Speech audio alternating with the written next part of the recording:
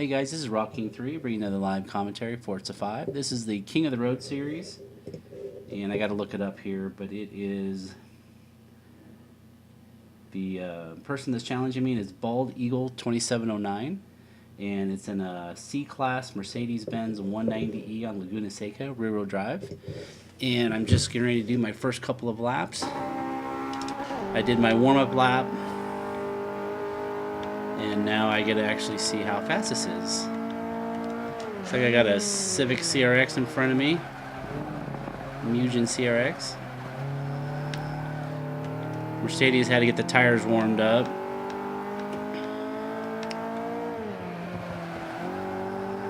One thing I'm not 100% sure, and I've been shifting pretty late. I've been revving up the car a little bit. It feels like this is the right way to use it. It's not the other engine that you have to shift really early. I will say overall I am grinding the heck out of these gears. It sounds awful.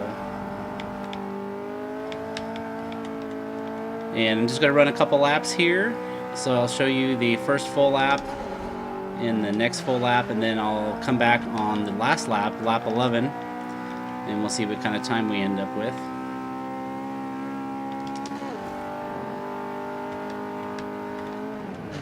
When I looked at the tune, it looked like Baldeagle took a lot of the weight out, but left kind of the same engine. So I think it's the stock engine, and you have to rev it up.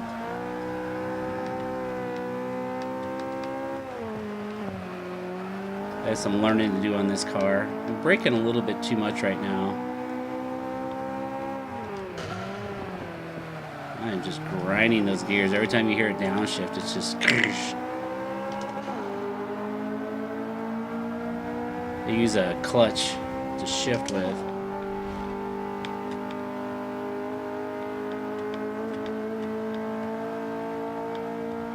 I'm gonna brake a little later to see what I can get out of this.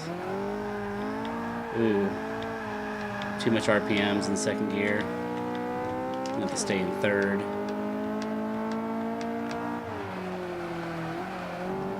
I mean, the car feels pretty good. I'm just not driving it real well yet, which is half the battle. I'm gonna keep revving it up to about 8 grand because it feels like maybe it's stock transmission because there's quite a gap between the gears.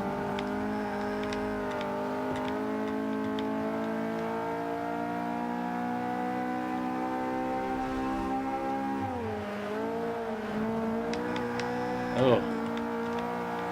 Getting a lot of oversteer at the end of turns.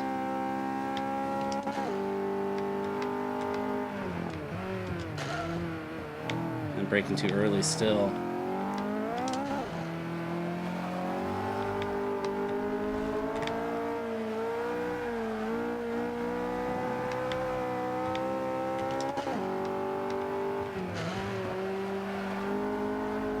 Alright, we're going to keep working on this. I'm live streaming right now, so get some good feedback out there.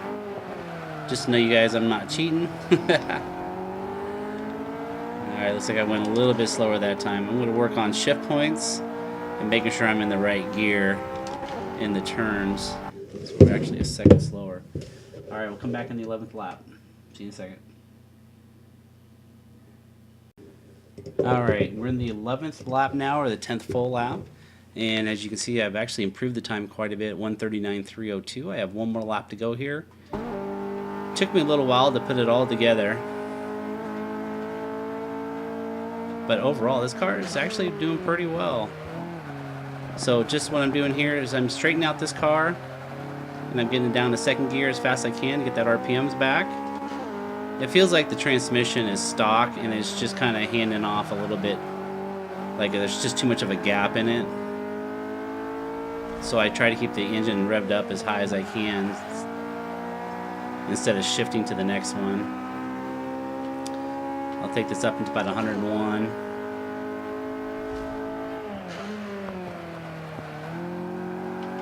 Real happy with the time that I got. I put a couple really good laps together. Not this one so much. but I was able to put a couple really good laps together. I have a little bit of that where I lose the back end at the end of a turn, so I think it oversteers maybe just a little bit too much.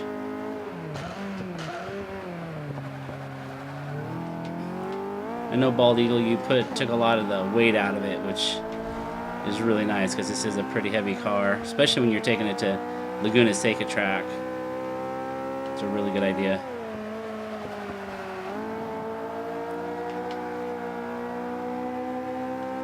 Yeah, I'm not going to improve my lap time this time, but it still did pretty good. Alright, so I got to go actually build one of these C-Class cars because I don't actually have one right now. I'm going to type that out. 139,302. 139,302. Just so I know what I need to beat. It's going to be really close to... actually, I don't remember what the place was. It's going to be really close to my previous time on this track, probably from a while ago, but probably not from this car.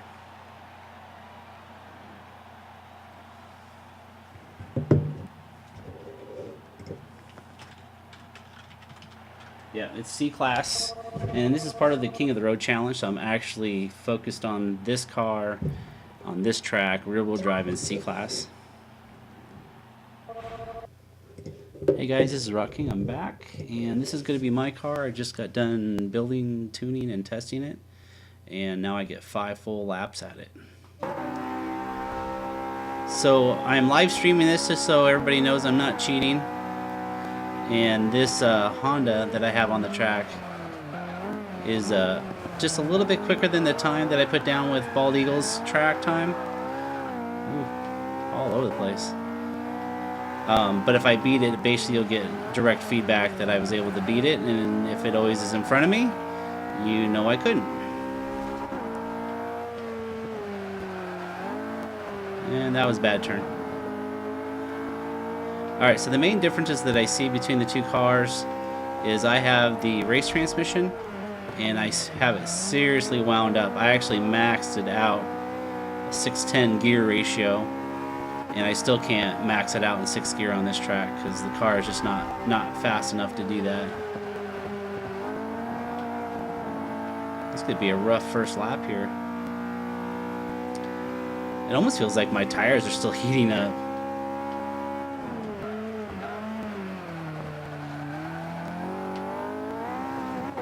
I did put full downforce on this car, which is helping me hold the turns a little bit better, but I think I've sacrificed a little bit of straight line speed for it.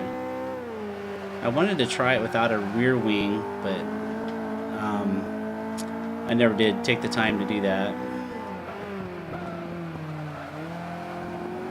Be kind of an extreme though to go from full downforce to no rear wing. So the time to beat is 139,320.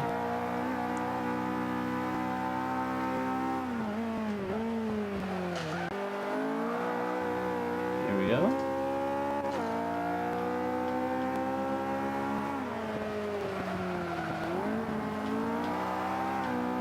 Oh, we got a good lap going here. Trying to use some throttle control because I didn't want to use the brakes in that turn.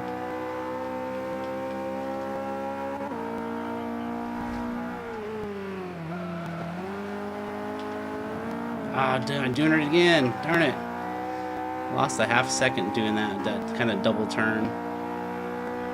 I am hitting the brakes here because this car seems to be really, really fast in that spot. Oh, here it comes. Good turn, good turn, good turn. Needed that. Ah, no. Lost speed. Lost traction. Looks like I might pull it off here. Second full lap.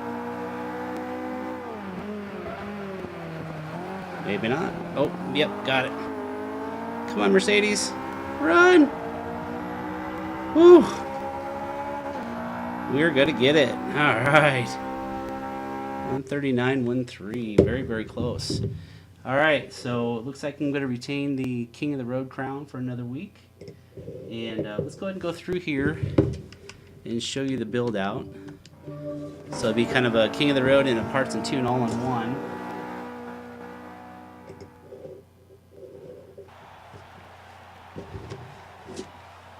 And if anybody has any comments out there, more than welcome to share. The game has too much detail for you. Understood that. Let's see. Hey, Roadrunner, what's up, buddy? Anybody want free Forza DLC? I have all of it, so I don't need it. White Adam, what's going on, Steve? As you would say, cheers. Not sure what 10 gears is. The game has too much detail for me. It does have a lot of detail. I've been able to simplify it a little bit. Once you get down the tuning part of it, you really do start to understand it a little bit better. And it isn't quite as complicated, but you still have to learn how to drive too, so it is challenging. Hey, thanks, Go Ahead. I tried. Roadrunner King of the Road is somebody sends in a car, a class, a drivetrain, and a track, and then I take their tune and then I race against it. So I take their tune, download it, race it. I do 10 full laps, and the best time of any of those 10 laps is the time for me to beat.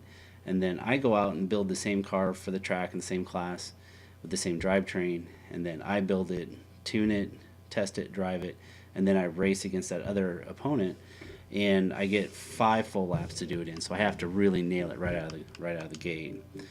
So going back to the Mercedes here, let's go into look at the swaps. I stay with the stock engine, even though I wanted to change. This is the rear-wheel drive version, and I did add the centrifugal supercharger that gave me a good amount of horsepower, 30 horsepower for 17 PI. I'm going to go through the engine parts, but this is the only one that I was able to change. This is the sport intake. The rest of these will be stock. I did want to add to this one, but you see it went over right away, so I wasn't able to do that. So the rest of those are stock. I did put the race brakes on there. You can see the nice red pads there. I have the race spring and dampers. I had the race front and rear anti-roll bar, which are very important, and I have no roll cage whatsoever, which could have been a mistake. I have no weight reduction either.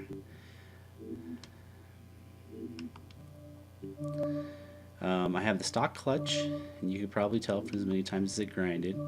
I went to the race transmission. I wanted to be able to have 6 gears and make that final drive ratio adjustable.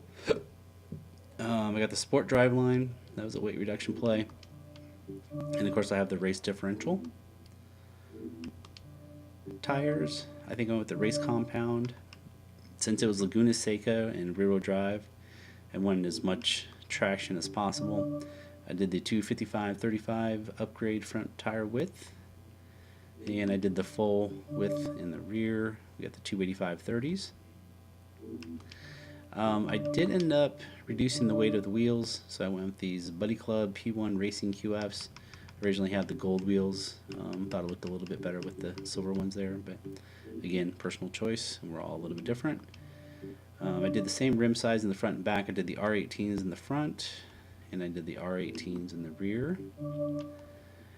I did stay with the full wing in the front, Forza wing in the front, and I have the Forza wing in the rear. And I end up using all of the downforce, again, since it was on that same track. For the tuning, standard kind of 27/27. I've been working my way down still, but I'm still at 27. With that track, I still couldn't max out this car. I have it all the way up to 610. And camber, I had a little bit higher when I started, but anytime that you see the car kind of kind of turn in and then not turn in and turn in and not turn in, kind of like it's trying to turn in sharper but it can't. That means you might have too much negative camber in it. So I actually got down to -2.6 and -2.1, kept the toe stock at 0 and 0, and I moved the front caster up to 7.0. This is not uncommon for some of the cars that I build, but this is extreme. This is still not uncommon though for a lot of the ways I've been tuning. I got 1 and 40 in the rear. This causes a lot of oversteer, and anytime you're on a small track like Laguna Seca, you want your car to be able to turn in. I'm going to say it makes it turn sharper, but it does cause oversteer.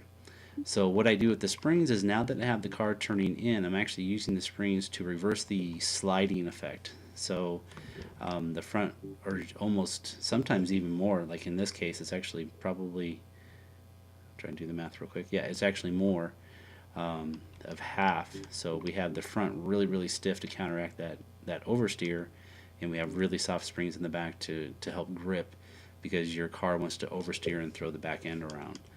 I left the ride height at stock at 3.3 on both. That's probably a little bit short.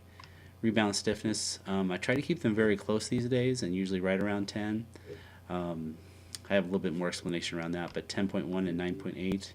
And then I softened these up as I went along. Bump stiffness in the front at 4.1 and the rear at 3.5. Full aero front and back. Again, that's mainly because of that track. And this is my standard brake pressure or brake balance, 53. And the brake pressure was a little bit different. I actually ended up bumping it up because I wanted to get the car to stop a little bit sooner. You only have 3 hard braking spots, but I wanted to make sure that I was able to brake late and accelerate early. So differential, I stayed at 16 and 5. The deceleration, I could have put a little bit higher. Instead of tapping the brakes coming around some of the turns, I probably could have increased that. But I just like the way it coasts and handles through the turns on that. So that is my parts and tunes for my setup. That was the race against Baldeagle2076. And I do retain the King of the Road challenge. Thanks a lot for watching, guys.